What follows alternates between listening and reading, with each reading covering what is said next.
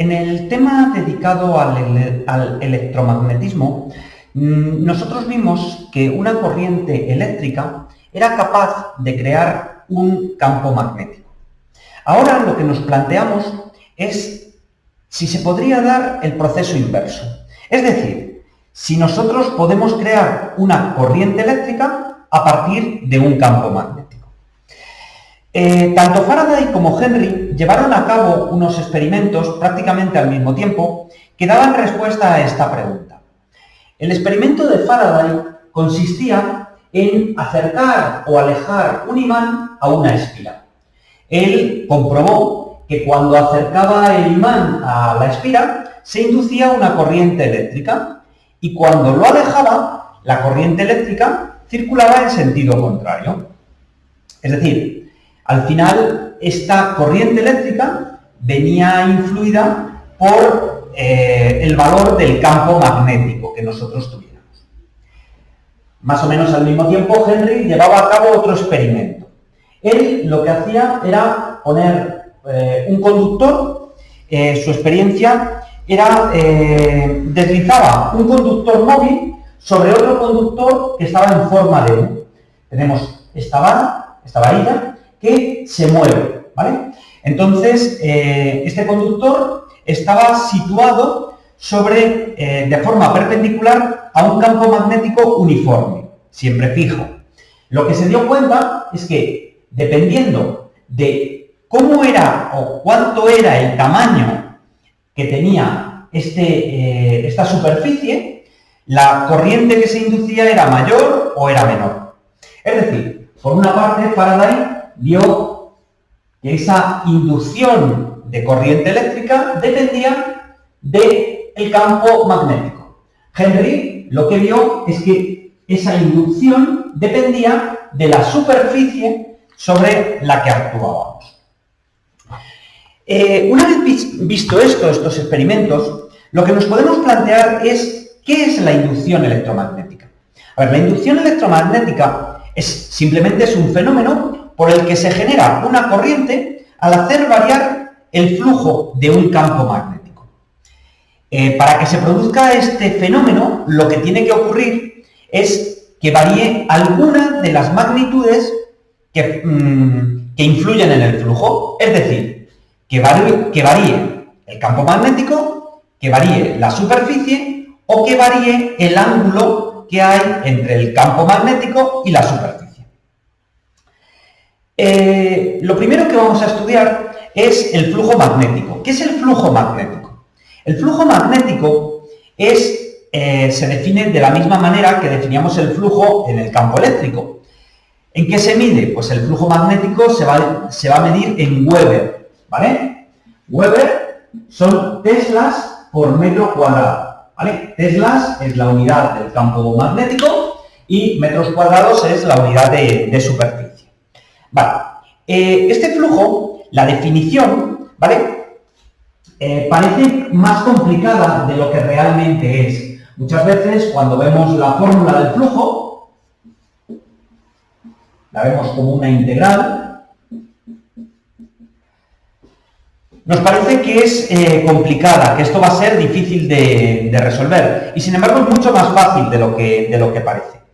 Por lo general, la resolución de esta integral es muy simple, ¿vale? Y al final, lo único que hacemos es integrar la diferencial de superficie, ¿vale? Eso lo que nos va a dar es, pues en unos casos, nos va a dar que esto es B por S, y en otros casos nos va a dar que es B por S por el coseno del ángulo que forman el campo y la superficie. Va a depender, pues, de si es perpendicular, si es paralelo, ¿vale? Y por eso va a entrar el ángulo.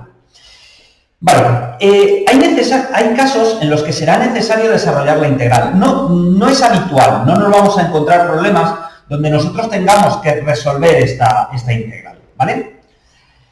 A continuación vamos a hablar de la fuerza electromotriz. ¿Qué es la fuerza electromotriz? La famosa Fem. También se representa con la letra griega epsilon. La fuerza electromotriz es el equivalente a la diferencia de potencial que hay, por ejemplo, entre los bornes de una pila, o a la batería que hay en un circuito de corriente como los que se estudiaban en secundaria. ¿vale? Esta fuerza electromotriz es lo mismo que la tensión o el voltaje y se mide en voltios. La fuerza electromotriz se puede definir de dos formas. La fuerza electromotriz la podemos ver como menos el incremento del flujo dividido por el incremento del tiempo. Y también lo podemos ver como menos la derivada del flujo respecto del tiempo. Ojo que esta segunda definición no es una división, es coger la función flujo y derivarla respecto de la variable t. La primera de las expresiones se utiliza cuando me dan la función flujo representada en una gráfica, ¿vale?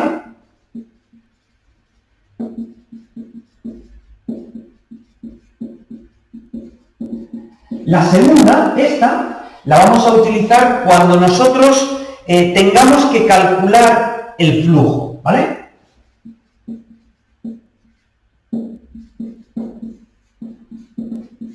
Cuando tengamos una gráfica, podremos utilizar esta de los incrementos y cuando nosotros calculemos el flujo, pues usaremos la de la derivada. Es la misma expresión en cualquier caso. Una cosa importante, ¿qué ocurre cuando el flujo o el incremento del flujo es cero? Es decir, cuando el incremento de flujo es cero o simplemente cuando el flujo es constante, lo que va a ocurrir es que la fuerza electromotriz va a valer cero. Es decir, si no hay variación de flujo, no hay fuerza electromotriz. Eso es importante, ¿vale? Y fijaros de nuevo que repito la palabra variación. Al final, lo que ocurre es que la función flujo, para que varíe con el tiempo, tiene que tener una variable. Y esas variables pueden venir dadas porque varíe el campo, varíe la superficie o varíe el ángulo que hay entre el campo y la superficie. ¿Vale? Algunas de esas son las que nos tienen que llevar a que se produzca fuerza electromotriz. Voy a ir ahora resolviendo una serie de problemas para calcular la fuerza electromotriz. Y el primero que voy a hacer es cuando tenemos un campo magnético que varía en el tiempo, ¿vale? Es un ejercicio muy habitual en la EBAU, ¿vale? Luego habrá otros ejercicios resueltos, pero bueno, de momento vamos a empezar con este. Lo que nos dice el enunciado es que tenemos un campo magnético variable en el tiempo, cuyo módulo vale 2 por el coseno de 3 pi t menos pi cuarto teslas. ¿Vale? Este campo forma un ángulo de 30 grados con la normal al plano de una bobina que está formada por 10 espiras de radio 5 centímetros cada una. Y lo que nos pide el ejercicio es que determinemos la fuerza electromotriz inducida en la bobina en el instante t igual a 2 segundos. ¿Cómo se resuelve este tipo de ejercicios? A ver, para resolver este ejercicio, lo primero que tenemos que calcular es el flujo. El flujo, escribimos antes, que el flujo era la integral de B diferencial de S. Vale, en este caso, lo que nos va a dar el flujo es B por S por el coseno del ángulo que forman B y S. ¿Esto a qué es igual? Bueno, esto a lo que va a ser igual es el valor de B, que tenemos aquí, 2 por el coseno de 3 pi t menos pi cuartos por la superficie de la espira. Vale, la superficie de la espira, nosotros tenemos 10 espiras. Antes no lo he comentado, pero cuando nosotros tenemos un número de espiras, la fórmula del flujo no varía, simplemente multiplicamos por el número de espiras. Es decir, nosotros en la fórmula sería lo mismo que la fórmula habitual, nada más que multiplicada por el número de espiras, por n. Entonces, en este caso, como nosotros tenemos 10 espiras, pongo 10 espiras y ahora la superficie. La espira es circular, tiene radio 5 centímetros, pues el área va a ser pi por el radio al cuadrado. Y a continuación, el coseno del ángulo que forman. El coseno, lo que tendríamos que hacer es el coseno de 30 grados. Puedo poner 30 grados o puedo poner pi sextos. Esto es importante que tengamos bien configurada la calculadora, bien en radianes, bien en grados. Pero ojo, porque luego a la hora de resolver el problema tendremos que trabajar con radianes, porque la fórmula aquí, esto nos viene en radianes. Así que cuidado con eso. Aquí lo único que hay que hacer es operar. Es decir, voy a operar con las constantes. Sería 10 multiplicado por 2, también multiplicado por pi, multiplicado por 0,05 al cuadrado y por el coseno de pi sextos, ¿vale? El coseno de pi sextos, y esto, el valor que a mí me da, haciendo todo el cálculo, es 0,1360. Si nosotros preferimos dejarlo en función de pi y de la raíz, no hay ningún problema, ¿vale? Es decir, eso, el valor que me daría sería pi partido por 20 por raíz de 3 partido por 2, ¿vale? Y luego sería por el coseno de 3 pi por t menos pi cuartos. Este es el valor del flujo, ¿vale? Y este flujo es un flujo que nosotros podemos ver que es variable porque depende de t. Para calcular la FEM, nosotros lo único que vamos a hacer es aplicar la fórmula de la FEM. ¿La FEM a qué era igual? La FEM era menos la derivada del flujo respecto del tiempo.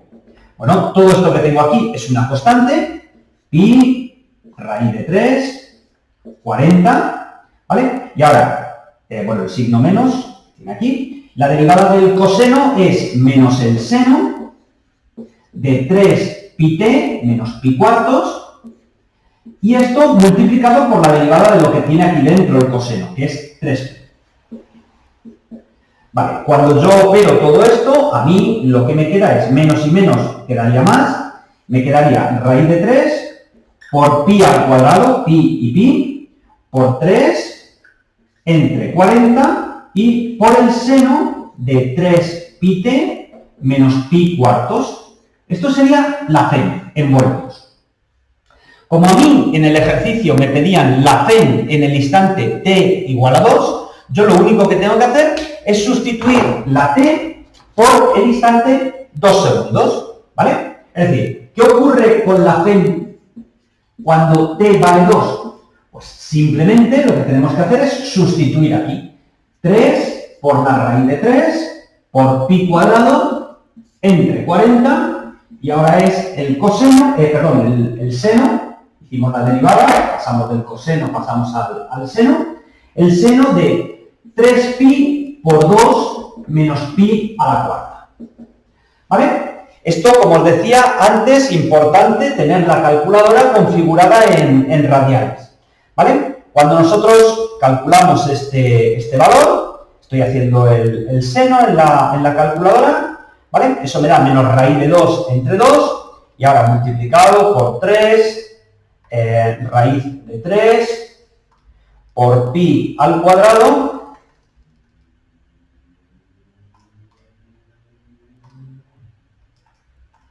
y dividido entre 40. Al hacer esta operación, el valor que me da es menos 0,907 voltios. Y esta sería la FEM en el instante t igual a 2 segundos. En este segundo ejemplo vamos a plantearnos un problema similar al anterior, pero con una diferencia. Ahora lo que va a variar es la superficie. Para eso he hecho aquí un dibujo, algo similar a la experiencia de Henry, ¿vale? Donde tenemos un conductor, ¿vale? Con una varilla móvil que se va a ir moviendo, ¿vale? Entonces, el área que va a haber encerrada, la superficie, va a ir variando en función del tiempo. El enunciado del problema nos dice que tenemos un campo magnético uniforme con un valor inicial de 0,3 teslas. El valor inicial es uniforme, es constante, ¿vale? En el plano XY hay una esfera rectangular cuyos lados miden inicialmente 1 metro, la superficie, y 0,5 metros la altura. 0,5b a 1 metro. Y lo que nos dice es que la varilla de longitud b se puede desplazar en la dirección del eje X, tal y como se muestra en este dibujo. Entonces lo que nos pide es determinar en el instante t igual a 2 cuál es el flujo a través de la esfera y cuál es la fuerza electromotriz inducida en la misma.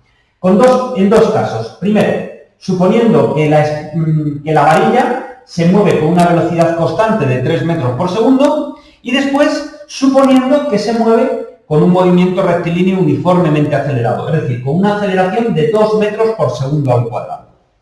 El planteamiento del problema pues es bastante similar al que hacíamos antes. En principio nosotros lo que vamos a tener es que el flujo es la integral de P por diferencial de S. ¿Vale? En este caso, lo que sucede es que al formar un ángulo de 90 grados con la normal, nosotros vamos a tener que el flujo es directamente B por S. Para el primer caso, cuando tenemos una velocidad de 3 metros por segundo, lo que vamos a tener es que el campo es fijo, vale 0,3, pero la superficie que nosotros tenemos es un rectángulo, pero es un rectángulo que se va moviendo en función del tiempo. Es decir, en el instante inicial, ¿vale? Esta distancia es 1 metro. La distancia que hay de aquí a aquí es 1 metro. Pero como va variando en función del tiempo, ese valor, la base, el valor que va a tener es el espacio inicial o la posición inicial más velocidad por tiempo. Es decir, nosotros lo que vamos a tener es el valor del campo, 0,3, y la superficie es un rectángulo, pues será B, que vale 0,5, y ahora va a ser la posición inicial, 1, más la velocidad, 3, por el tiempo. Este es el valor del flujo. Entonces, cuando nosotros operamos esto lo que me queda es 0,15 por 1 más 3t, y puedo poner que es 0,15 más 0,45t.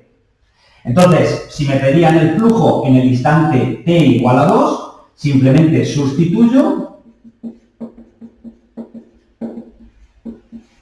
y me da 1,05 Weber. Cuando quiero calcular la FEN en el instante t igual a 2, lo que hago para hacer la FEN es menos la derivada del flujo respecto del tiempo. Es decir, tengo que hacer menos la derivada de esta función. La derivada de esta función es 0,45, ¿vale? Luego, la FEN en el instante t igual a 2 es menos 0,45 voltios. Y estaría resuelto el caso A, con velocidad constante.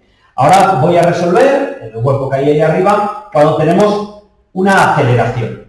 El planteamiento es igual. Es decir, cuando yo voy a calcular el flujo, lo que me voy a plantear es el campo, 0,3, y ahora la superficie. La superficie, en este caso, va a ser 0,5, que es la altura, y la base va a venir dada por un movimiento rectilíneo uniformemente acelerado. Recordad que cuando teníamos movimiento rectilíneo uniformemente acelerado, la posición x era igual a x0 más v0t más 1/2 de la aceleración por el tiempo al cuadrado. Bueno, pues aquí lo que me va a quedar es la posición inicial, que era 1 metro. Inicialmente la varilla estaba parada, con lo que la velocidad inicial era 0, y luego tendríamos 1/2 de la aceleración, que vale 2, por el tiempo al cuadrado. Es decir, esto lo que me queda es 0,15 por 1 más t cuadrado.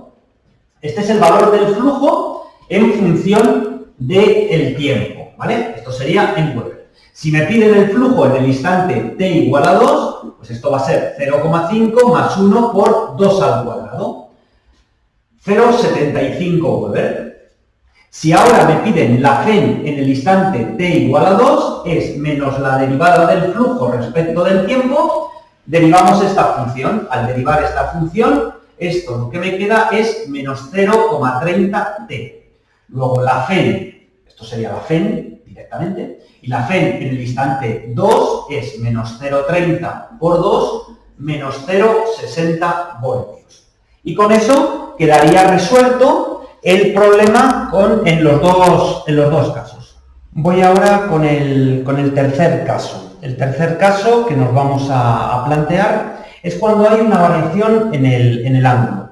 Igual que hemos hecho antes con la superficie, lo que va a ocurrir ahora es que tenemos una espira que está girando. Esta espira puede girar con un movimiento circular uniforme, es decir, con una velocidad angular constante, o puede tener una aceleración angular constante. un movimiento circular uniformemente acelerado. Vamos a resolver el problema en las dos situaciones. ¿El ejercicio cómo iría? Bueno, pues lo que me dan en el ejercicio es que tenemos una esfera cuadrada de 10 centímetros de lado que está inmersa en una región del espacio en la que hay un campo magnético uniforme P que vale 0,3 teslas. Lo que me piden es que determinemos la fuerza electromotriz inducida si la esfera gira con una velocidad angular constante de 10 revoluciones por minuto respecto a un eje que pasa por el centro y es paralelo a dos de sus lados y el campo magnético perpendicular a este eje. Luego, en el segundo apartado, lo que vamos a hacer es exactamente lo mismo, pero suponiendo que esta esfera está girando con una aceleración, ¿vale?, de 3 radianes por segundo al cuadrado. ¿Cómo resolvemos el problema? Pues lo resolvemos igual que hemos hecho con los dos anteriores. Lo primero que nos vamos a plantear es el flujo. El flujo es la integral de B diferencial de S, y esto simplemente es B por S por el coseno del ángulo que forman B y S. ¿Vale? B sabemos que es 0,3, perfecto.